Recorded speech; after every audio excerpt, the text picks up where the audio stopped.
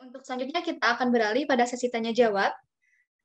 Kiranya di sini sudah ada pertanyaan untuk Bapak Wicaksana Damanda SHMH terlebih dahulu.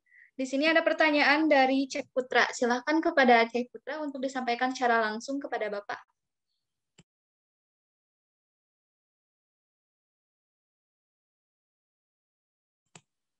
Apakah Cek Putra ada? Ya, tadi yang masih dalam perjalanan, Mbak. Mohon Iya. maaf, Mbak Hujan. Iya. Mohon Baik. Baik, di sini saya akan membacakan pertanyaan dari Cek Putra. Untuk pertanyaan yang pertama, di sini ada pengalaman Bapak, apakah logical fallacies ini juga umum dialami oleh APH, misalkan hakim, jaksa, dan polisi? Bagaimana cara kita menanggapinya? Dan untuk pertanyaan yang kedua, Hotman Paris menyatakan bahwa semua harta berupa ruko atas nama istrinya, maka semua harta akan menjadi milik istrinya. Ini termasuk logical fallacies, tujuannya untuk apa ya, Pak?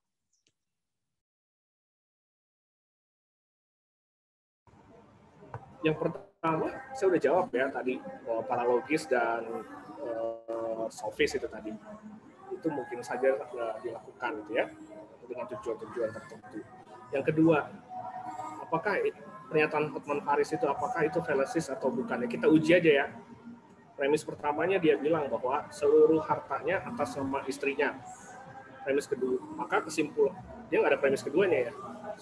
Seluruh harta atas nama istrinya, sehingga harta itu milik istrinya, kan gitu ya, untuk istrinya gitu ya. Itu masih runut menurut saya, memang begitu, nggak fallacies dong harusnya. Atau ada yang punya pendapat lain, saya tantang aja, ada yang punya pendapat lain nggak, apakah itu fallacies atau bukan, itu kita diskusiin aja ya. Tapi kalau menurut saya enggak ya, harusnya itu masih koheren itu. Semua harta atas nama istri, maka harta milik istri, itu koheren, nggak fallacies menurut saya. Demikian ya.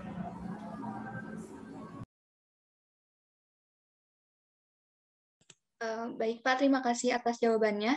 Mohon maaf sebelumnya, di sini apakah sudah ada Pak Rosa? Yo, sudah ada. Baik, Bapak. Rosa ada Bang, Rosa? Kang, punten saya keluar masuk. Puntennya bukan nggak menghormati forum, Santai Kang, santai. Iya Bapak, Bapak Wicaksana Damanda, apakah berkenan untuk beralih dulu kepada pertanyaan untuk Bapak Rosa? Iya, silakan aja, nggak apa-apa. Mangga Pak, bisa dijawab terlebih dahulu pertanyaan dari Bapak. Oke, pertanyaan untuk saya ya. Saya puntennya izin nggak on cam. Saya jawab dari Jerry dulu ya, Jerry Habeahan. Sejauh mana penggunaan logika hukum dalam hukum pidana maupun perdata? Maksudnya, misalnya Jerry memberikan contoh dalam pembelaan diri, di mana ketika saya dalam bahaya dalam melakukan perlawanan sehingga si pelaku terluka, lalu saya diadili dan dapat sanksi hukum. Logikanya masa saya harus diam? Mohon penjelasannya. Nah, saya mau coba menanggapi Jerry ya, dilihat dari apa yang tadi saya sampaikan di muka. Kan gini, kalau kita mau gali sifat koherensi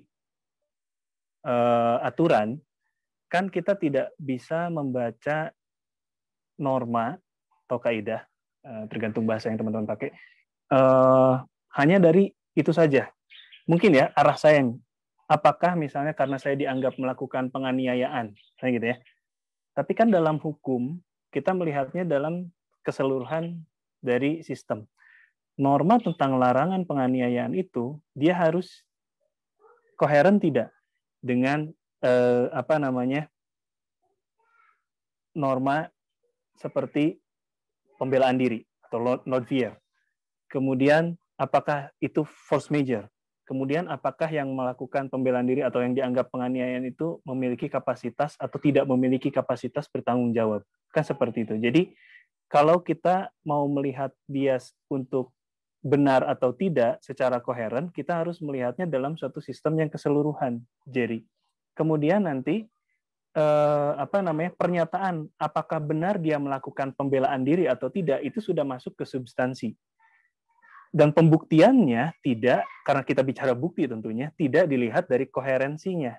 tapi dilihat dari korespon atau tidak pernyataan bahwa dia membela diri dengan faktanya. Kan bisa saja saya menyatakan saya membela diri, dan karena membela diri saya terlepas dari tuntutan hukum. Kan gitu. Tapi untuk sampai pada terlepas dari tuntutan hukum itu, saya harus membuktikan secara korespon bahwa tindakan saya tadi adalah pembelaan diri. Dalam hukum diberikan sarananya, yaitu melalui pembuktian, kesaksian, kemudian petunjuk, keterangan dari terdakwa, dan bukti-bukti lain. Saya sih melihatnya ke arah situ. Jadi baik koherensi ataupun korespondensi ini digunakannya tidak secara terpisah. Jadi kalau misalnya yang mau kita uji, saya hubungkan dengan pertanyaan dari Baktiar nih dalam penelitian hukum. Kalau misalnya saya nggak salah tangkap pertanyaan maksudnya seperti ini. Maksudnya teori yang mana mau dipakai nih kalau dalam penelitian hukum? Mungkin tadi saya sudah jelaskan. Kalau misalnya yang mau diteliti adalah kesesuaian antara hukum dengan hukum lagi, tentunya yang dicari adalah koherensinya. Kan gitu ya. Misalnya, saya beri contoh tadi sebenarnya saya tanggapan tertulis, barangkali saya tidak bisa bergabung lagi. Misalnya gini, seperti yang tadi dicontohkan oleh Pak Wicaksana. Kalau misalnya kita membangun argumen bahwa suatu norma, suatu kaidah, atau katakanlah suatu aturan hukum tertentu, itu bertentangan dengan prinsip hak asasi manusia. Nah, tentunya kan nanti yang akan kita lakukan adalah seperti ini. Argumen kita itu didasarkan pada prinsip hak asasi manusia apa yang harus kita anggap benar demi kesesuaian argumen tersebut. Karena gini, karena mungkin akan ada beberapa sudut pandang HAM itu seperti apa. Kan gitu ya. Tapi katakanlah norma tersebut mau kita anggap sesuai atau koheren kalau dilihat dari prinsip HAM yang seperti apa, atau tidak koherenkah dengan prinsip HAM tertentu. Misalnya seperti itu, kalau kita bicara koherensi. Kemudian kalau yang mau kita lakukan penelitian adalah yang bersifat faktual, seperti misalnya ada premis. Sebagian, tadi saya sudah disampaikan Pak Wicaksana dalam bentuk falasi, sebagian besar pelaku kejahatan adalah orang yang berpendidikan rendah, misalnya gitu ya. Nah, kebenaran ini tidak ditemukan secara koherensi, kan artinya gini, kebenaran terhadap pernyataan tersebut kan tidak ditemukan dalam undang-undang. Ditemukannya pada mana? Pada data yang disajikan, yang diambil, kan data itu abstraksi, dari realitas. Tinggal diuji saja premis tersebut sesuai tidak dengan realitasnya. Apakah yang melakukan kejahatan itu rata-rata berpendidikan rendah. Nah, sekali lagi, ukuran pendidikan rendah itu apa? Pendidikan tinggi atau pendidikan rendah itu kan ada konsepnya juga. Itu koherensi dengan apa? Tapi kalau nanti kita bicara pada faktanya, yang sudah kita anggap benar secara koherennya, dibuktikan sesuai atau tidak. Kalau tidak, ternyata banyaknya yang melakukan kejahatan itu adalah pendidikannya yang tinggi. Rata-rata lulusan S1 misalnya. Kalau misalnya secara konsep yang kita sebut pendidikan tinggi itu adalah lulusan S1 misalnya. Ternyata banyaknya di situ tuh, penjahat-penjahat itu. Berarti kan teorinya atau hipotesisnya harus mengikuti faktanya. Tampaknya nggak sebagian besar, mungkin sebagian kecil, atau banyaknya mungkin yang sebaliknya. Gitu, Baktiar. Kemudian dari Jefta, signifikansi pendekatan inferensi. Inferensi ini kesimpulan, penarikan kesimpulan, dan silogisme dalam premis setiap putusan perkara hukum cenderung menimbulkan perbedaan, bukan kesatuan, untuk membentuk kepastian hukum sendiri. Nah, saya mau coba membahas ini keluar hanya dari sudut pandang logika saja. Memang benar, pada akhirnya ketika baik itu hakim, baik itu jaksa, atau baik itu penasehat hukum, kalau kita bicara pidana, atau misalnya teman-teman dalam tim debat ketika membangun argumen kan gitu ya, kita akan menarik kesimpulan secara logis gitu ya. Kita mengikuti aturan dalam silogisme, apakah tadi silogismenya tidak fallacy secara formal, apakah juga secara substansi atau secara informal dia tidak terikat fallacy. Tapi gini, ketika hakim memutus kesimpulan, ketika dia mencari hubungan, entah itu peristiwa koheren dengan aturannya, kasus itu kan bersifat konkret, sedangkan aturannya bersifat umum. Kemudian dia kaitkan tidak ada keterkaitan tidak antara peristiwa yang bersifat konkret itu dengan aturan yang bersifat umum. Kalau konkret mungkin dia bisa menerapkan, kalau koheren dia bisa menerapkan normanya. Kemudian terlebih dahulu dibuktikan secara korespon. Benar nggak peristiwanya benar-benar seperti itu?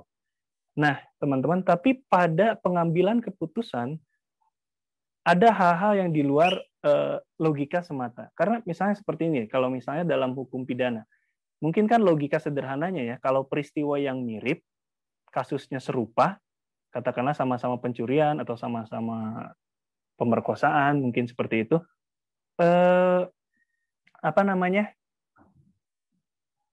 putusannya pun pasti akan sama, kan logikanya seperti itu. Tapi teman-teman sekali lagi, hukum itu tidak seperti hukum alam, yang dimana ketika setiap benda jatuh, itu benda dilempar akan jatuh kembali, mau suka atau tidak suka dengan kenyataan seperti itu. Atau misalnya suatu saat saya atau teman-teman akan mati, mau suka atau tidak suka, itu akan terjadi. Gitu. Tapi kalau bicara norma hukum, kita baca silogisme itu, kalau dalam sudut pandang saya, kita harus melihat itu sebagai suatu kemungkinan. Norma itu kan isinya keharusan, bukan keniscayaan. Jadi apabila dalam norma itu disebutkan hukuman maksimal itu 5 tahun penjara, dan kalau dalam KUHP itu kan penjara itu paling sedikit 1 hari, katakanlah gitu ya. Nah, dari batas 1 hari ke 5 tahun yang maksimal itu tidak hanya ditentukan oleh logika, teman-teman, tapi juga ditentukan oleh nilai yang lain, yaitu etika. Pentingnya hakim belajar etika, atau siapapun belajar etika, adalah untuk mengukur. Katakanlah mungkin kalau dalam yang dikejar adalah kepastian hukum, tapi kan hukum tidak hanya untuk kepastian hukum saja. Setidaknya dalam pendapat saya. Kita dilihat juga dari sisi kemanfaatan, atau mungkin sisi yang lebih abstrak, yaitu keadilan. Sekali lagi, keadilan yang mana nanti pada akhirnya? Ketika kita membuat argumen tentang ini tidak adil, itu adil, ini tidak adil, atau itu adil, kita akan beranjak pada, kita akan memegang satu posisi keadilan tertentu. Tanpa maksudnya mengesampingkan yang lain, tapi untuk membangun argumen tersebut, gitu ya, kita akan beranjak pada keadilan dalam segi tertentu. Misalnya keadilan dalam bentuk distributif, keadilan yang menyamaratakan, misalnya gitu ya. Tapi ada juga keadilan yang bersifat retributif, keadilan yang memberikan sesuai porsinya. Argumen kita akan ditempatkan pada yang mana, gitu. Itu tanggapan saya barangkali kalau saya tidak salah melihat arah pertanyaan yang diajukan oleh teman-teman ini. Mangga saya sampaikan ke teman-teman panitia lagi. Atau misalnya gini, saya terbuka untuk ide, mungkin dari teman-teman lain ada yang mau mencoba menanggapi pertanyaan yang diajukan oleh kelas ini juga, saya persilahkan. Terima kasih. Mudah-mudahan tidak putus-putus. Baik, Bapak. Terima kasih kepada Bapak Rosa Tejabuana SHMH yang telah menjawab pertanyaannya. Baiknya kita lanjut ke pertanyaan berikutnya. Di sini ada pertanyaan yang akan disampaikan secara langsung oleh Muhammad Fasya Nur Fauzan. Persilahkan. Terima kasih ya, izin bertanya buat Pak Rosa dan Pak Wicak. Mungkin ini untuk Pak Rosa dulu, tapi kalau mau dijawab sama Pak Wicak juga nggak masalah. Terkait dengan induksi dan deduksi yang tadi di awal disampaikan kan. Jadi kalau mahasiswa itu kita kalau misalkan ngomongin soal induksi deduksi itu biasanya pembedaannya sangat pragmatis. Yang satu itu umum ke khusus, yang satu khusus ke umum. Padahal keduanya itu kan sebenarnya beda jauh gitu dari segi penalaran. Nah, ini saya mau bertanya terkait pure soal validitasnya aja Pak. Jadi kita nggak mau bahas dulu apakah substansi premisnya itu koheren dengan realitas atau enggak, tapi pure dari penarikan kesimpulan antara premisnya dulu aja dari antara penggunaan dua metode ini gitu. Kalau di deduksi itu kan kita mengasumsikan suatu kebenaran yang bersifat umum, dan dari sana kita menarik kesimpulan yang sifatnya spesifik gitu kan. Misalkan kayak semua orang Eropa itu putih, A adalah orang Eropa maka dia juga pasti putih, itu deduksikan, itu sepertinya nggak ada masalah. Nah kalau dari induksi di sisi lain itu kita berangkat dari kasus-kasus khusus dan kemudian kita menyimpulkan satu pola yang umum gitu. Contohnya misalkan kayak tadi dibalik aja, misalkan A orang putih, A adalah orang Eropa, maka semua orang Eropa itu adalah putih. Nah, untuk sebenarnya yang dalam induksi nih, selain kita perlu basic asumsi dari silogisme itu kan kita asumsikan aja dulu premisnya itu substansinya benar, koheren dengan realitas. Jadi kita nilai validitasnya aja. Nah, di luar itu, khusus untuk induksi, supaya dia bisa disimpulkan benar, itu dia wajib untuk menyertakan ada underlying assumption bahwa realitas itu berjalan secara uniform atau secara seragam begitu. Kayak misalkan kalau Karl Popper itu mencontohkannya teori yang bilang bahwa angsa itu hitam akan dibalas dengan mudah ketika kita menemukan satu angsa putih, karena ketika kita menyimpulkan teori angsa hitam, kita cuma mengobservasi beberapa angsa aja gitu, dan kita kemudian menyimpulkan bahwa semua angsa itu hitam. Nah, terkait dengan penggunaan deduksi dan induksi, karena induksi itu selalu wajib menyertakan underlying assumption tentang realitas itu pasti uniform, apakah itu mempengaruhi bobot dari penggunaan nalar induksi atau deduksi, ataukah itu cuma karena memang dua jenis penalaran itu mengisi ceruk atau relung yang berbeda dalam misalkan cara berpikir dan semacamnya. Itu untuk Pak Rosa. Kemudian untuk Pak Wicak, ini aku tertarik dengan ad hominem tadi. Jadi faktanya Pak, selain orang-orang melakukan logical fallacy, orang-orang juga melakukan fallacy terhadap logical fallacy. Paling sering itu adalah ad hominem. Jadi kalau misalkan logical fallacy ad hominem kan artinya kita menginvalidasi argumen lawan dengan menyerang personalnya. Intinya kan seperti itu. Nah, orang-orang itu biasanya suka keliru antara yang mana yang ad hom, yang mana yang menghina biasa gitu. Yang mana yang kamu bodoh maka argumenmu salah dengan argumenmu salah dasar bodoh, itu kan beda gitu. Nah, mungkin aku mau tanya aja dari Pak Wicak sendiri, mungkin apakah ada tips gitu untuk men-spot komposisi yang semacam apa gitu yang bisa mencirikan bahwa sesuatu itu ad hom dan sesuatu itu cuma penghinaan biasa, dan atau mungkin ada contoh dari bentuk logical fallacy yang lain juga bisa Pak, karena sekarang di forum-forum tuh sering banget orang, oh ini logical fallacy, padahal sebenarnya nggak logical fallacy gitu. Nah, itu juga salah satu concern-nya juga Pak. Terima kasih.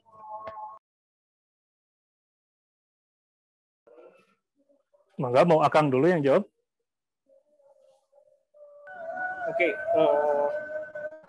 saya nggak melihat ada perbedaan yang signifikan ya antara ad hom sama menghina ya. Ad hom itu udah menghina menurut saya ya.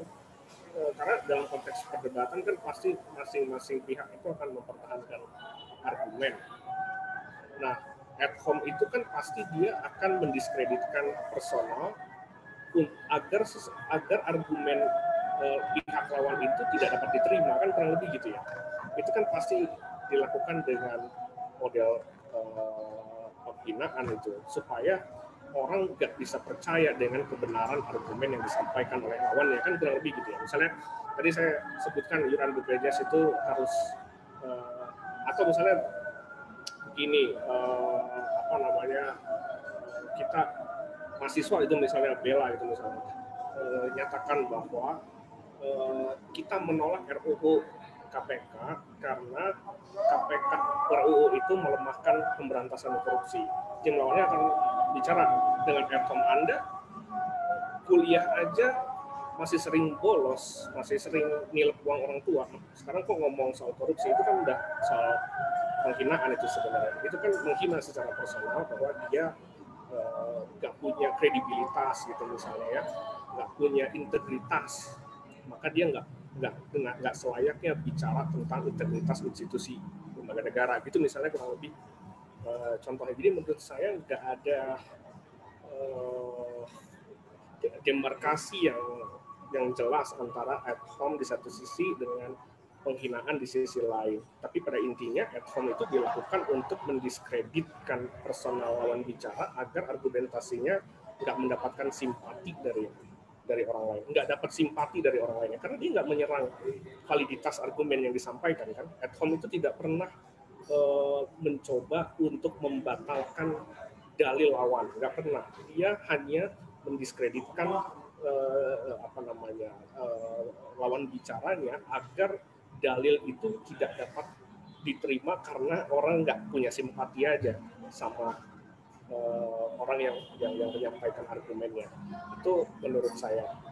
Yang kedua mungkin saya kasih tanggapan, tapi mungkin ini sedikit aja karena mungkin nanti Kang Rosa lebih otoritatif untuk bisa jawab ya. Kalau menurut saya induktif itu memang punya kecenderungan untuk jadi hasty generalization. Tapi saya katakan kecenderungannya, nggak selalu, sangat bergantung pada bagaimana penarikan kesimpulannya.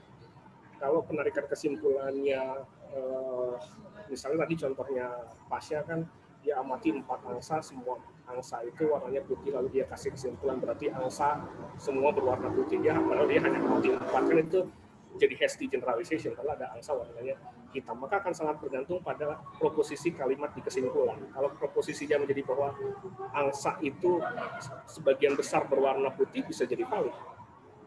Nah, sehingga menurut saya antara induktif dengan deduktif dalam konteks ilmu pengetahuan, dia ada interplay gitu di antara dua pola pemikiran itu, sehingga nanti ada satu kesimpulan yang valid secara ilmiah. Menurut saya sih gitu. Mungkin nanti Kang Rosa bisa tambahkan. Demikian. Oke, hatur nuhun Kang Wicaksana. Pasnya gini, saya coba memberikan sudut pandang. Jadi kalau dalam dunia ilmiah gitu ya, sejak zamannya Francis Bacon, kemudian Isaac Newton, sampai mungkin tadi yang disampaikan Pasnya Karl Popper misalnya, memang ada kekhawatiran terhadap batas-batas penarikan kesimpulan melalui induksi. Karena tidak mungkin peneliti itu memperoleh semua data. Pasti dia hanya akan mengambil sampel atau mengambil peristiwa-peristiwa yang, jadi kan katakan lagi nih, kalau 1-2 data mah ya itu mungkin kita bisa ambil sebagai hasty generalization seperti yang tadi disampaikan oleh Pak Wicaksana. Tapi kan biasanya peneliti tidak hanya berangkat dari atau 1-2 data. Belum juga peneliti itu tidak harus dilakukan sendirian. Data yang saya peroleh misalnya di Indonesia, kemudian data yang diperoleh mungkin ada yang oleh peneliti lain di Amerika, data yang diperoleh peneliti lain di Prancis atau di belahan mana dunia manapun. Kalau misalnya nanti kesimpulannya sama, kenapa tidak kita ambil itu sebagai kebenaran yang sementara? Toh pada faktanya seperti itu, gitu loh. Saya sampaikan seperti ini. Contoh misalnya kalau kita bicara ranah filsafat, Aristoteles. Kan Aristoteles kalau teman-teman bicara sejarah sains, banyak kesimpulan-kesimpulannya kemudian yang terbantahkan. Entah itu oleh Galileo, entah itu oleh Isaac Newton, entah itu oleh Einstein sekalipun. Tapi apakah Aristoteles ini tidak memiliki kemampuan penalaran seperti kita zaman sekarang atau Einstein pada saat itu? Bukan kalau menurut saya, tapi kemampuan dia mengamati lah, teknologinya terbatas gitu loh. Zaman Aristoteles belum ada teleskop. Itu belum ada, dan Newton bisa mengamati gerak bintang, gerak planet karena pada saat itu teleskop sudah ada dimungkinkan, dan kesimpulannya pun karena pengamatan yang berbeda akan lain gitu loh. Sama seperti tadi dunia partikel subatomik misalnya, belum ada zaman Newton kemungkinan ke arah situ, tapi ketika asumsi-asumsi tadi terbuka secara induktif bisa digeneralisir gitu. Tapi sekali lagi kita juga jangan terperangkap ketika dia sudah kita cukup data kemudian kita ambil generalisasi dari induksi, kita anggap kesimpulan itu mutlak. Dalam ilmu pengetahuan, Pasha dan teman-teman, tidak ada sesuatu yang bersifat mutlak absolut. Gitu. Pada akhirnya semua tesis akan menjadi hipotesis-hipotesis. Kalau tadi Pasha bilang Karl Popper menemukan satu gagasan atau mengembangkan satu gagasan, kita tidak perlu repot-repot memverifikasi kebenaran satu persatu data itu, tapi kita bisa nggak mengajukan proposisi yang memfalsifikasi. Jadi misalnya gini, pernyataan bahwa kalau tadi Pasha bilang angsa, semua angsa putih. Mungkin ada buku dari Nidal Gusom ya, judulnya The Black Swan, misalnya kayak gitu. Kata Karl Popper, seorang peneliti nggak perlu repot-repot ke belahan penjuru dunia untuk mencari angsa putih, untuk membuktikan gagasan bahwa angsa putih, semua angsa adalah putih, itu benar. tapi cukup temukan saja fakta bahwa ada satu angsa yang tidak putih. Tesis itu akan gugur dengan sendirinya. Sama seperti ketika kalau bicara dalam ranah hukum ya, memang tidak seketat karena kita bicara dalam ranah norma. Nah, hukum pun bisa difalsifikasi. Mungkin sekarang teman-teman membuat skripsi atau tesis atau disertasi berdasarkan pada aturan hukum tertentu. Bentuk falsifikasinya apa? Kalau aturan tersebut berubah dan tidak lagi mengatur hal sebagaimana yang dikaji saat ini, teorinya pasti akan berubah kembali kesimpulannya karena dia akan menyesuaikan dengan norma yang baru. Nah, munculnya deduksi itu di mana? Ilmu pengetahuan itu sekali lagi dia bersifat kolektif. Artinya kan tidak setiap bentuk penelitian itu harus dilakukan perorangan satu persatu. Saya harus menginduksi, kemudian saya harus menginduksi teori itu, saya menginduksi teori ini. Enggak. Saya bisa mengambil teori yang sudah diterima secara umum atau prinsip-prinsip umum, kemudian saya terapkan dalam kasus partikular yang sedang saya teliti sekarang. Misalnya gini, kalau kita melihat adanya kesamaan pola. Nah, kesamaan pola itu apa? Koherensi. Kesamaan pola nih antara kasus yang saya hadapi atau observasi yang saya lakukan, ternyata ini mirip-mirip dengan yang pernah dilakukan Max Weber dulu, atau yang pernah dilakukan Durkheim. Mirip-mirip dengan yang pernah dilakukan oleh Talcott Parsons, misalnya. Mirip-mirip. Kita bisa setidaknya mengajukan deduksi dari teori-teori yang sudah mereka bangun sebelumnya. Kemudian kita terapkan dalam teori yang sekarang. Kurang lebih tanggapan saya seperti itu, Pak. Jadi benar memang kalau dalam ilmu pengetahuan itu harus selalu diuji dan pengujian itu akhirnya bisa dilakukan secara induktif atau deduktif. Tadi saya kelewat. Premis dalam kebenaran deduksi itu jadi gini. Kalau induksi yang kita anggap benar dan dipertanyakan kebenarannya itu kan kesimpulannya. Karena khawatirnya tadi kita tidak cukup data, kemudian kita mengeneralisir peristiwa tertentu. Kalau dalam deduksi yang kita asumsikan sebagai kebenaran itu kan kalau dalam silogisme adalah premis mayornya. Premis mayornya harus kita asumsikan sebagai sesuatu yang benar untuk mendukung apa? Untuk mendukung argumentasi kita, gitu. Tapi pada akhirnya bukan berarti kebenaran dalam premis tersebut mutlak. Dia akan bisa berubah. Kalau misalnya prinsip umum tersebut digantikan oleh prinsip lain, gitu. Terima kasih. Baik, terima kasih Bapak Rosa Teja Buana SMH dan Bapak Wicaksana Dramanda SMH yang telah menjawab pertanyaan dari Kang Pasya. Dan untuk selanjutnya di sini ada 2 pertanyaan terakhir. Silahkan untuk diajukan secara langsung, yakni Aljineji. Halo. Ya, halo. Ya, terdengar. Bisa didengar? Halo? Bisa. Oh iya, makasih Kak atas kesempatannya. Saya mau nanya tentang argumentum ad hominem itu tadi. Jadi kan banyak banget tuh contohnya gitu. Banyak banget terjadi. Misalnya gini, Jokowi mengeluarkan kebijakan tentang warga negara tidak boleh mengkritik gitu. Mengeluarkan kebijakan seperti itu. Nah, terus misalnya saya bilang, oh Jokowi ini orangnya anti kritik gitu. Itu kan udah menyerang personal. Nah, tapi ternyata setelah diteliti emang benar Pak Jokowi ini adalah orang yang anti kritik gitu. Apakah dan itu valid gitu. Nah, ketika personal ini gitu, Jokowi ini emang anti kritik, apakah argumen itu bisa berubah menjadi tidak argumentum ad hominem gitu.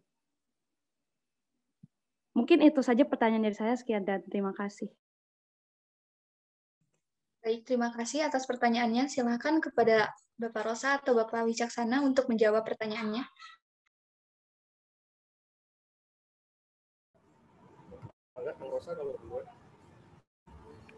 Oke, Don.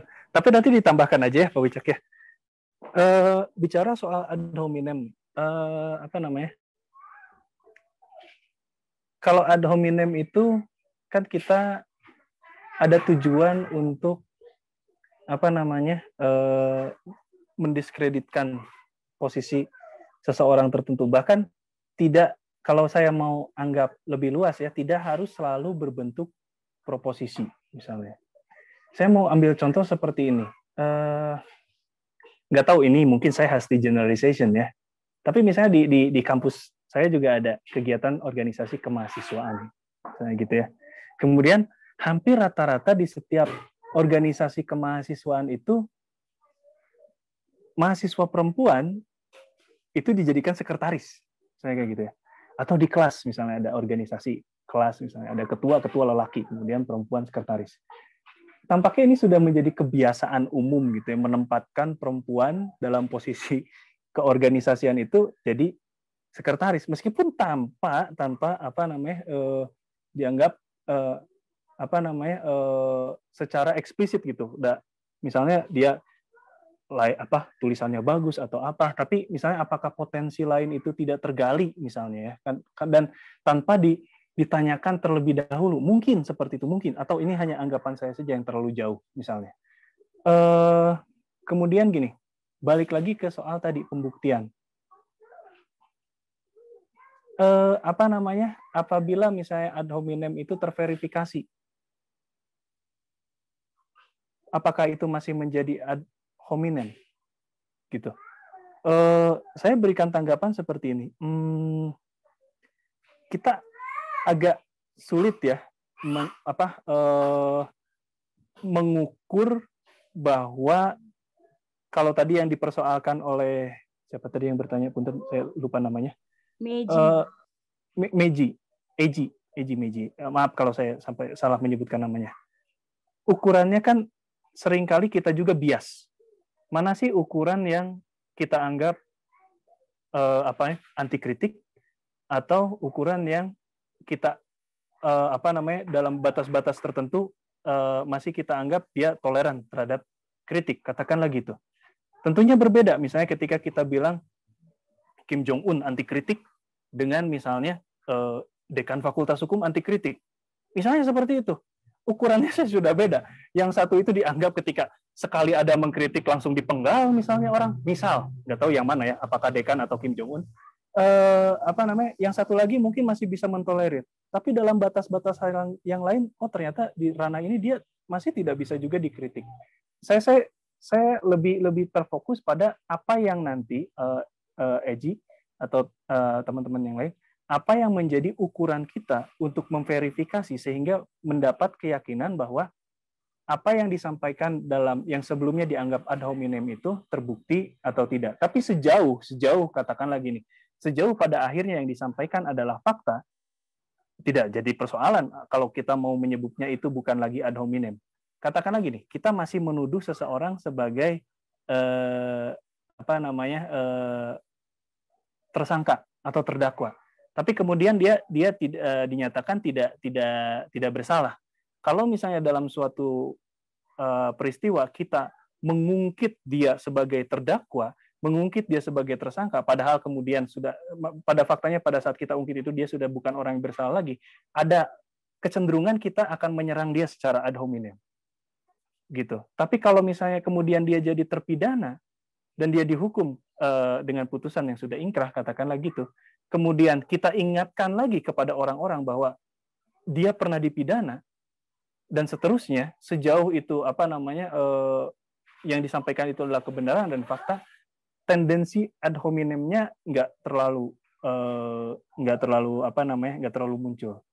Kalau dari sudut pandang saya seperti itu. Mungkin dari Pak Wicak ada pandangan lain.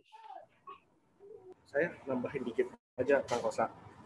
Begini, Meji, di dalam berargumen secara hukum, proses berpikirnya kadang nggak perlu kita utarakan, itu nggak perlu kita sampaikan. Kadang cukup kesimpulannya aja yang kita sampaikan sebagai argumen itu.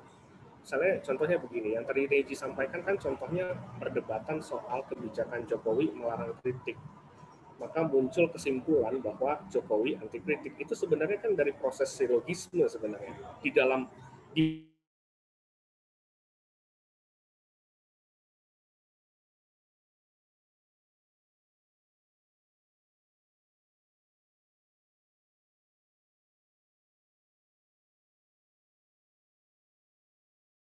kesimpulan berarti Jokowi tidak demokratis gitu karena dia anti kritik gitu. Jadi begitu kan.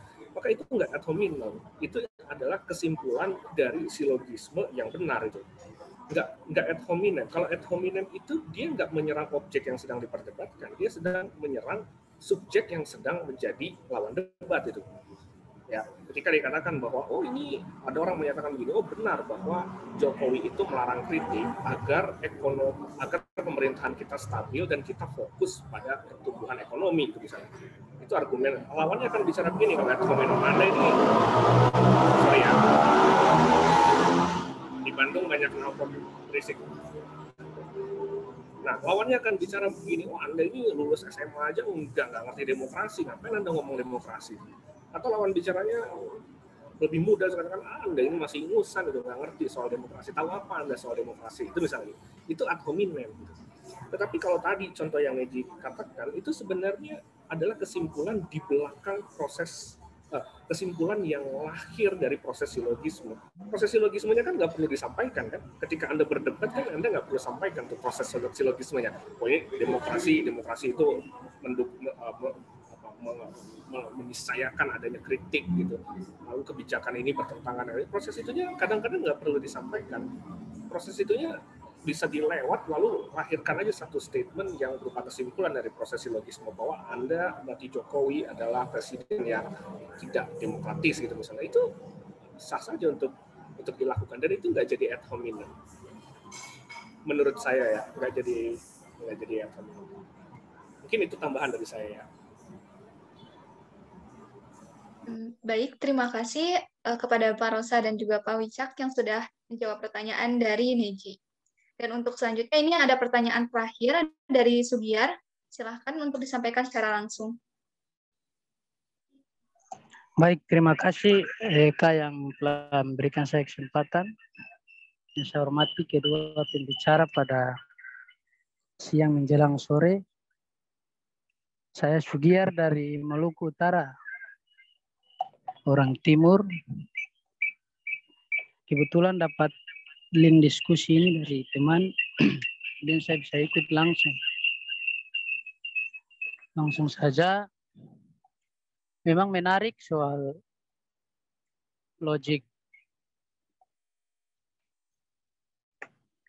legal logic yang saya ikuti pertama sampai pada materi yang kedua ini. Pertama-tama saya mau masuk dulu sama Bang Rosa yang memulai kajian pertama dari epistemologi, teori pengetahuan. Ada seorang kira-kira sekitar abad ke-4 sebelum Masehi, namanya Piro. Piro pernah mengungkapkan bahwa untuk mengetahui adalah satu hal yang mustahil bagi manusia.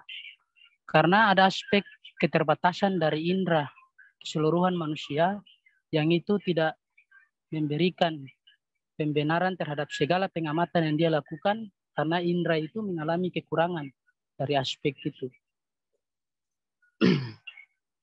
Kemudian saya masih bingung awal diskusi ini apakah kita memulai legal logic ini memakai konsep logika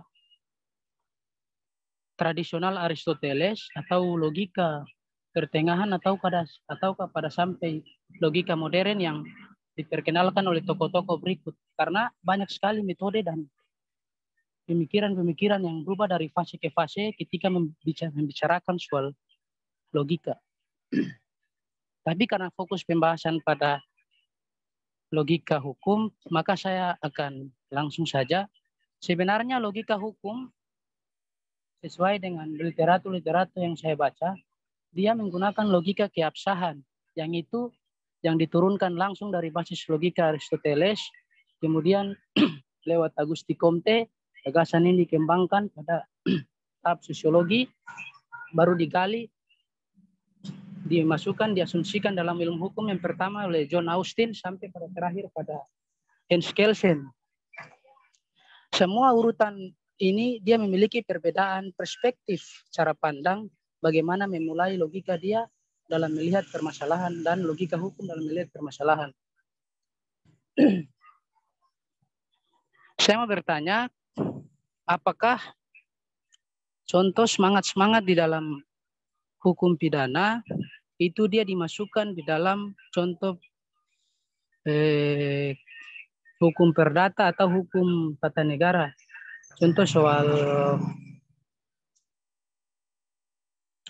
kasus yang baru-baru ini lebih pericik.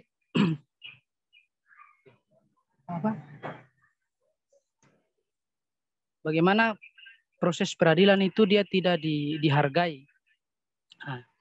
Legal of core ya, kalau saya tidak salah. Content of core. Content of core sesuai yang dijelaskan oleh Andi Hamzah bahwa pikiran ini dia muncul di dalam hukum pidana untuk menghargai jalannya proses persidangan. Saya mau tarik gagasan ini di dalam pengadilan tata usaha negara.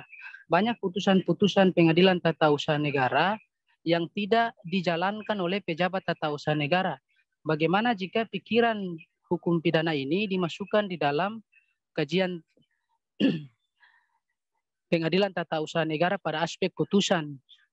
Karena eksekusi putusan pengadilan tata usaha negara banyak sekali yang tidak dijalankan oleh pejabat tata usaha negara. Karena dalam undang-undang PTWN 4 bulan, kalau tidak dijalankan maka putusan ini dia batal secara hukum. Tapi ada undang-undang baru yang mengatakan 2 bulan. Ini kan terjadi disparitas, oleh karena itu banyak putusan-putusan pengadilan yang tidak dijalankan oleh pejabat tata usaha negara. Pertanyaan saya di situ, bagaimana jika pemikiran di dalam hukum pidana ini atau semangatnya ditarik di dalam hukum pengadilan tata usaha negara?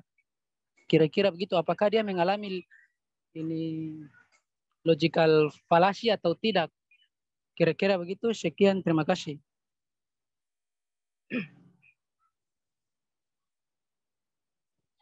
Baik, terima kasih atas pertanyaannya, Kak Sugiyar. Silakan kepada Bapak Rosa atau Bapak Wicak untuk menjawab.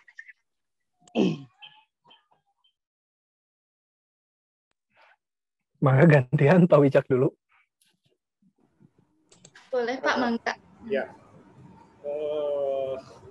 saya mencoba memahami pertanyaannya ya. Mungkin yang dimaksud pertanyaannya ini kita bedah argumentasi soal logika ini pakai mazhab yang mana. Saya cenderung yang pragmatis itu ya, pendekatannya soal mazhab itu saya nggak terlalu ambil pusing gitu. Yang penting mana yang menurut saya logik dan dapat diterima itu misalnya.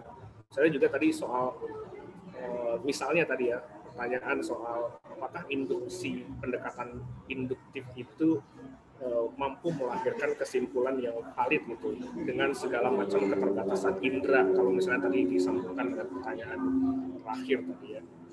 Misalnya kalau kita pakai pendekatan Hegelian soal kebenaran itu misalnya yang absolut ya kan menyatakan kebenaran absolut itu kan akhirnya berujung pada yang maha kuasa itu misalnya ya. Nah yang dilakukan oleh indera itu hanya dapat menghasilkan kebenaran yang sifatnya relatif sehingga tadi Kang Rosa juga udah bilang kebenaran itu sifatnya sementara aja kita tafsirkannya gitu karena memang ada keterbatasan indrawi sehingga kalau Hegel katakan dalam kebenaran itu tidak ada sintesa itu jadi hanya ada tesa, antitesa, terus saja antitesa itu nggak pernah ada sintesanya itu sehingga ilmu pengetahuan itu cenderung dia selalu berkembang dia tidak stagnan gitu makanya dalam ilmu hukum itu semua juga nggak ada yang stagnan perkembangan pemikiran soal hukum itu selalu berganti itu tergantung zamannya tergantung kebutuhannya dan seterusnya makanya tadi disebutkan juga kan sama penanya terakhir itu bahwa bagaimana pergerakan atau alur pemikiran-pemikiran hukum itu sampai ke Hans Kelsen bahkan setelah Hans Kelsen juga masih ada lagi itu misalnya critical legal studies yang berkembang di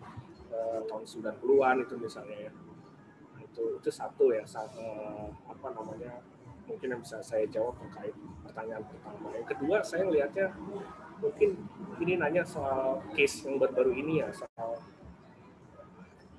persidangan Habib Rizik gitu misalnya ya. Itu ada yang menarik kalau memang ada yang mengikuti ya. Saya nggak mengikuti secara ya, intensif gitu ya, tapi saya cukup baca beberapa artikel koran yang menurut saya clickbaitnya bagus.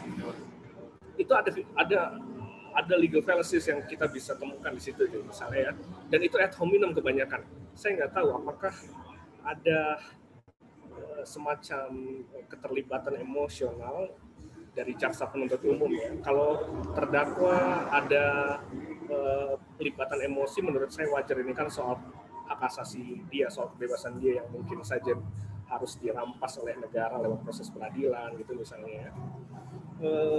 Jadi pendekatan emosional atau bumbu-bumbu emosional dalam argumentasi mungkin saja ada, tapi jaksa menurut saya dia institusi negara itu ya, jabatan yang seharusnya tidak punya emosi gitu. Tetapi kita bisa lihat ada emosi di situ gitu. Di beberapa pemberitaan saya membaca misalnya ada argumentasi jaksa menyatakan bahwa dia menukil ayat Al-Quran, lalu setelah menukil ayat Al-Quran dia katakan bahwa pernyataan Habib Rizik itu tidak memenuhi kriteria akhlak yang baik gitu misalnya. Padahal Habib Rizik itu tokoh agama yang harusnya bisa memberikan contoh akhlak yang baik gitu misalnya. Nah itu sebenarnya ad hominem itu. Karena nggak ada urusannya kan dia Habib atau bukan untuk bisa memenuhi kriteria moral tertentu gitu misalnya. Kalau kita bicara soal moral ya udah nggak perlu ada embel-embel Habibnya atau enggak itu kan misalnya gitu ya. Itu ad hom itu. Kemungkinan besar itu tujuannya kan untuk membangun opini bahwa apa yang disampaikan oleh terdakwa itu menjadi tidak dapat simpati dari hakim gitu misalnya begitu ya. Ya karena belum tentu karena kalau ad hom itu nggak bicara soal apakah argumennya valid atau enggak, itu bicara soal orang ini nggak kredibel untuk bicara ini, orang ini nggak bisa dipercaya untuk bicara A dan seterusnya gitu. Yang pada prinsipnya adalah melakukan apa namanya, kalau dalam bahasa yang populer itu membunuh karakter seseorang gitu. Sebenarnya ad hom itu kan tujuannya itu ya, membunuh karakter seseorang agar pendapatnya, argumennya itu tidak dapat diterima atau tidak mendapat simpati dari publik itu misalnya. Nah, kita bisa temukan itu di persidangan Habib Rizik ya. Saya lihat juga argumen Habib Rizik juga ada yang serupa. Ad hoc juga, misalnya penegak hukum itu justru tidak mengerti hukum gitu, misalnya bahwa ini pasal yang diada-ada gitu, padahal mereka orang hukum, jaksanya orang hukum, tapi justru tidak mengerti hukum. Itu juga sebenarnya ad hoc, nggak ada konteksnya kan, apakah dia ngerti hukum atau enggak. Konteks yang harus dibahas adalah apakah kejadian atau tindakan yang terjadi di Petamburan itu memenuhi unsur-unsur yang diatur di dalam norma. Itu aja sebenarnya perdebatannya. Kalau misalkan disebut bahwa ini melanggar prokes, maka perdebatannya kan itu, apa yang dimaksud prokes, apa unsur-unsur prokes, apa yang dilanggar dari unsur-unsur itu aja. Itu esensi perdebatannya dari situ. Kalau udah keluar dari Anda jadi nggak paham hukum, itu ad hominem menurut saya. Ya. Jadi ad hoc itu terjadi di mana-mana, apalagi kalau di hal-hal yang cukup apa namanya, cukup sensitif di beberapa aspek. Terakhir soal isu lembaga negara ya, saya nggak tahu bisa jawab ini dalam konteks logika atau tidak ya, tapi mudah-mudahan ini ada kaitannya. Misalnya begini, logis nggak kalau kita katakan bahwa jika ada banyak putusan pengadilan tun yang sudah inkrah tetapi tidak dieksekusi, padahal ada perintah eksekusi di dalam undang-undang, dapatkah kita menyimpulkan bahwa memang pengadilan tun didesain untuk tidak memiliki kekuatan eksekutorial itu misalnya? Bisa nggak kita ambil kesimpulan itu? Ya, premisnya kan begini ya, premisnya begini, pengadilan harus memiliki kekuatan eksekutorial ya, supaya putusannya bisa dilaksanakan. Kan begitu ya. Pengadilan tun, premis minornya, pengadilan tun putusan pengadilan Tun tidak ada yang dieksekusi gitu misalnya. Maka kesimpulannya pengadilan Tun tidak memiliki kewenangan eksekutorial itu misalnya begitu. Itu silogismenya kan begitu ya. Itu menurut saya itu jadi valid. Sehingga saya katakan menjawab pertanyaan tadi berdasarkan silogisme yang saya buat, maka saya berkesimpulan bahwa problem ini semua muncul karena pengadilan Tun kita tidak didesain agar memiliki kekuatan eksekutorial. Kenapa? Mungkin ini agak filosofis ya, jawaban berikutnya. Kenapa? Karena bagi saya, hukum itu selalu gagal ketika objek yang diaturnya adalah negara.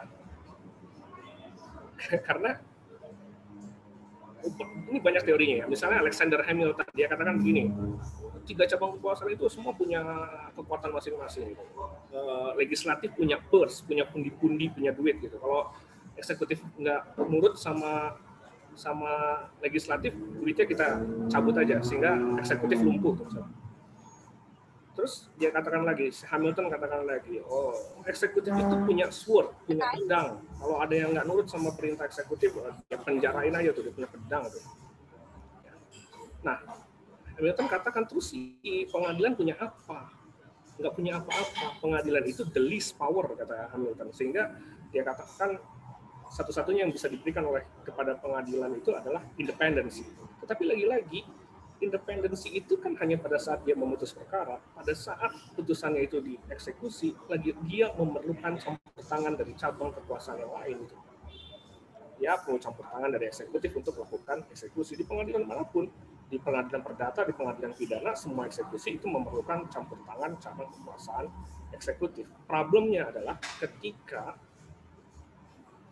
pihak yang berperkaranya adalah pemerintah dan pemerintah dinyatakan sebagai pihak yang salah, maka siapa yang mengeksekusi? Kan pemerintah sendiri yang harus eksekusi kan. Kalau pemerintahnya nggak mau, siapa yang bisa kasih sanksi ke pemerintah? Itu kan itu problem. Maka saya katakan bahwa hukum biasanya gagal ketika objek yang diaturnya adalah negara. Begitu juga dengan hukum internasional misalnya. Hukum internasional, siapa yang bisa menghukum Amerika ketika dia berkali-kali melanggar hukum internasional gitu misalnya. Siapa yang bisa menghukum Israel ketika dia berkali-kali melanggar hukum internasional? Siapa yang bisa menghukum Cina itu misalnya ketika dia melanggar hukum internasional di Laut Cina Selatan itu misalnya? Siapa yang bisa hukum negara itu? Nggak ada yang bisa hukum kan? Jadi ada hukum itu dia seolah-olah kumpul ketika objeknya adalah negara. Jadi juga dengan konstitusi gitu ya. Siapa yang bisa menghukum pemerintah ketika dia nggak taat sama konstitusi? Nggak ada kan? Ya kita bisa ambil logika yang jauh-jauh gitu misalnya, oh ya udah nanti kan nggak dipilih lagi itu udah rasain sendiri deh ya, tapi itu kan butuh proses itu dan itu bukan sifat sanksi yang langsung gitu. Maka saya katakan begini, bahwa hukum ketika bertemu dengan negara, maka hukum itu dengan sendirinya menjadi semu dia. Penaatannya itu sangat bergantung pada political will dari institusi negara itu sendiri. Mungkin itu yang bisa saya sampaikan. Terima kasih. Baik, terima kasih Pak Wicak. Saya mau mencoba menanggapan sedikit saja ya, karena tadi bersinggungan dengan epistemologi. Dalam epistemologi itu setidaknya ada 2 cabang yang bisa saya sampaikan. Meskipun ada cabang-cabang lain, tapi saya ambil 2. Yang pertama adalah tentang sumber pengetahuan. Dari mana kita memperoleh pengetahuan dan bagaimana kita bisa mempertanggungjawabkan pengetahuan yang kita peroleh dari sumber itu. Dan yang terakhir sebetulnya yang tadi dibahas adalah tentang kriteria kebenaran dari pengetahuan itu, baik yang bersifat pragmatis, koheren ataupun korespon. Tadi benar memang yang disampaikan oleh Sugiar ya kalau nggak salah ya, bahwa indera kita ini terbatas dan kalau misalnya kita mengandalkan indera saja, pengetahuan kita tidak akan mencapai pada pengetahuan yang sebenarnya. Ini memang sudah disadari oleh para filsuf saat itu. Karena saya bilang filsuf ya, karena belum ada pemisahan saat itu mana yang saintis atau ilmuwan, mana yang filsuf. Immanuel Kant misalnya, dia menyatakan bahwa kita ini tidak dapat mengetahui sesuatu itu kebenaran atas objek itu sendiri, tapi kita hanya melihat dari sudut pandang kita. Contoh misalnya, kalau di luar sini, di sekitar saya ada dedaunan berwarna hijau, misalnya. Apakah daun tersebut pada dirinya sendiri berwarna hijau atau hanya karena saya melihat itu sebagai hijau saja? Nah, bagi Kant gitu ya, kita tidak bisa memastikan daun itu benar-benar hijau atau tidak. Yang bisa kita ketahui dan bisa kita anggap sebagai pengetahuan adalah bagi saya daun itu berwarna hijau. Coba saja saya pakai kacamata hitam atau shade warna yang lain untuk menutup tampilan saya, atau belum kita pakai ultraviolet, cahaya ultraviolet atau cahaya sinar radio misalnya, pasti akan berubah warnanya. Jadi yang benar ini yang mana? Ini hijau atau bukan? Kita tidak tahu memang, dan kita tidak akan pernah tahu. Itu katakan ya. Mungkin ada pandangan lain. Nah, tapi apa? Katakan setidaknya yang bisa kita ketahui itu pada akhirnya bisa bersifat bermanfaat buat kita. Dan ilmu pengetahuan memang untuk manusia, ya, untuk manusia atau untuk saya, untuk Anda gitu. Karena kita tidak pernah melihat dari mata yang lain. Kita tidak pernah melihat hijaunya daun itu dari mata seekor katak, katakanlah gitu. Atau kita tidak pernah melihat hijaunya daun itu dari seekor cacing gitu. Tapi kita melihat dari diri kita, dan sejauh itu bermanfaat untuk kita, ya di sanalah pengetahuan bisa berkembang sejauhnya. Kemudian tadi kalau kita bicara soal emosi, yang saya pikir gini ya, saya nggak tahu tadi sampai saya sampaikan di WA group atau gimana. Memang kalau dalam kehidupan kita yang ilmiah, kita didorong memang untuk menggunakan logika dalam pengambilan keputusan atau argumentasi atau membuat atau menentukan sikap, katakanlah gitu. Tapi setidaknya ya dalam pemahaman saya sampai sekarang gitu ya, buat saya logika itu hanya salah satu alat saja, bukan satu-satunya alat. Saya tidak memahami logika itu harus saya terapkan dalam segala macam situasi, karena memang mau disadari atau tidak disadari, kadang kita memang terperosok pada informal fallacies misalnya, atau kita melakukan perbuatan yang tidak logis dan seterusnya. Tapi sejauh ini tidak apa-apa gitu. Sejauh itu tidak membawa dampak yang buruk untuk saya, kemudian tidak membawa dampak yang buruk bagi orang lain, ya why not gitu ya. Biasanya gitu. Tapi tadi contoh misalnya seperti iklan-iklan. Iklan-iklan itu kan kalau mau dilihat secara logis kan itu penyesatan sebetulnya. Kalau iklan-iklan yang menunjukkan ini di-endorse oleh siapa, ini di-endorse oleh siapa, itu kan biasanya dia hanya mencoba-coba mencari keterhubungan antara model iklan dengan produknya, kan gitu sebetulnya. Kurang lebih lah. Sama berlaku juga untuk universitas atau misalnya partai politik dan seterusnya, kan gitu ya. Tapi kita hidup dalam situasi seperti itu, dan kita fine biasanya ya dalam beberapa ranah tertentu. Kecuali kalau sudah sampai pada tahap-tahap penghasutan, penyebaran kebencian, atau misalnya perpecahan kehidupan bermasyarakat dan seterusnya, itu yang perlu dihindari. Kemudian juga dalam berpraktek bersidang gitu, kadang-kadang rasa emosi atau misalnya kepekaan terhadap sentimen kelompok itu kadang-kadang memang muncul gitu ya. Dan itulah yang membuat persidangan kita khas manusiawi buat saya ya, khas manusiawi. Karena ada wacana nih teman-teman, suatu saat bisa nggak sistem pengadilan kita atau sistem hukum kita itu karena pengen sepenuhnya logis, kita ganti saja dengan artificial intelligence, kita ganti saja dengan robot misalnya kayak gitu, yang dia hanya sepenuhnya logis. Kalau misalnya teman-teman bandingkan dengan tayangan science fiction Star Trek misalnya, ada karakter yang namanya Spock gitu ya, dia bilang segala sesuatu harus bersifat logik. Kalau illogic dia sulit untuk mempertimbangkannya. Tapi kadang kehidupan manusia itu memang warnanya itu tidak selalu logis. Sama seperti ilmu pengetahuan. Sains atau ilmu pengetahuan itu adalah salah satu cara kita untuk memahami dunia. Salah satu loh. Buat saya ya, mungkin teman-teman punya pendapat lain, tapi bukan satu-satunya cara untuk memahami dunia ini.